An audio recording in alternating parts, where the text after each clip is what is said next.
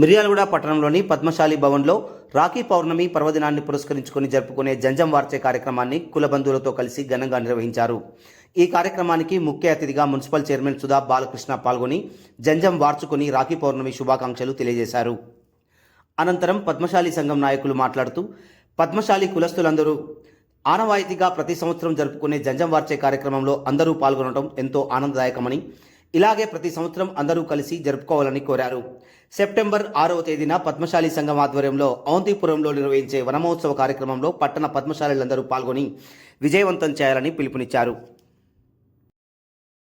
ముందు కూడా మనం ఇట్లాగనే ఏ కార్యక్రమం మనం పట్టణ సంఘం ఏది చెప్పినా కూడా వెంటనే వచ్చి కార్యక్రమం దిగ్విజయవలసిందిగా రేపు 6వ తారీఖు మన పట్టణంలో వనమహోత్సవం ఏర్పాటు చేసినాం.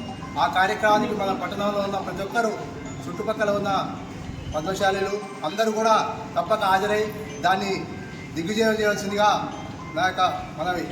ఈ అవకాశం ఇచ్చిన పెద్దలకు నా యొక్క నమస్కారం.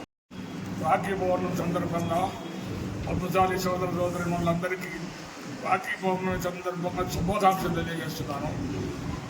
ఇదే విధంగా ప్రతి సంవత్సరం అందరూ ఒక దగ్గర కలుసుకొని ఈ రాఖీలు కట్టుకోవడం, జంజం మార్చుకోవడం అనేది ఆనవాయితీ కాబట్టి ప్రతి సంవత్సరం విజయవంతం చేసుకొని పెద్ద ఎత్తున చేయవలసిందిగా కోరుతున్నాను. రాఖీ పౌర్ణమి సందర్భంగా మిర్యాలగూడ పట్టణ పద్మశాలి భవనంలో పద్మశాలి కుల బాంధవులందరినీ కూడా తెలుసుకొని గంజాలు మార్చుకోవడం, రాఖీలు కట్టుకోవడం అనేది ఘనంగా జరుపుకోవడం అనేది జరిగింది. ప్రతి సంవత్సరం కూడా రాఖీ పౌర్ణమి రోజు ఖచ్చితంగా క్రమం తప్పకుండా ఈ కార్యక్రమం అనేది పట్టణ పద్మశాలి సంఘం నుండి తీసుకోవడం అనేది జరుగుతూ ఉంది. ఈ రాఖీ పౌర్ణమి అంటే ఏమిటంటే అసలు అన్నా చెల్లెళ్ళు కానీ బావ బామర్దులు కానీ మనస్పర్ధలు వచ్చి మాట్లాడుకోకుండా కొన్ని సంవత్సరాల సంచి ఉన్నప్పటికీ ఈ రోజున మా అన్న కాడికి పోవాలి, నేను రాఖీ కట్టాలి, మా చెల్లె కాడికి పోవాలి, నేను రాఖీ కట్టించుకోవాలి అని చెప్పి ఆ రోజున అన్నీ మర్చిపోయి రాఖీ కట్టించుకొని కలిసిపోయే విధానం. ఎందుకంటే అన్న జిల్లలు కానీ బావబామడులు కానీ కలిసిపోతారు కాబట్టి ఇది చాలా పవిత్రమైనటువంటి రాఖీ పౌర్ణమి అని చెప్పుకోవాలి.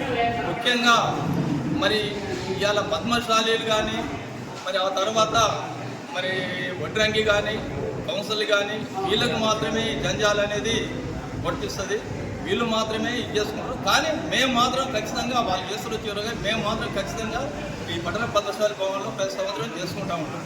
ఇంకో విషయం ఏంటంటే రేపు వచ్చే నెల 6వ తారీఖు నాడు అవంతిపురంలో మరి వనభోజనాల కార్యక్రమం మేము తీసుకున్నాం.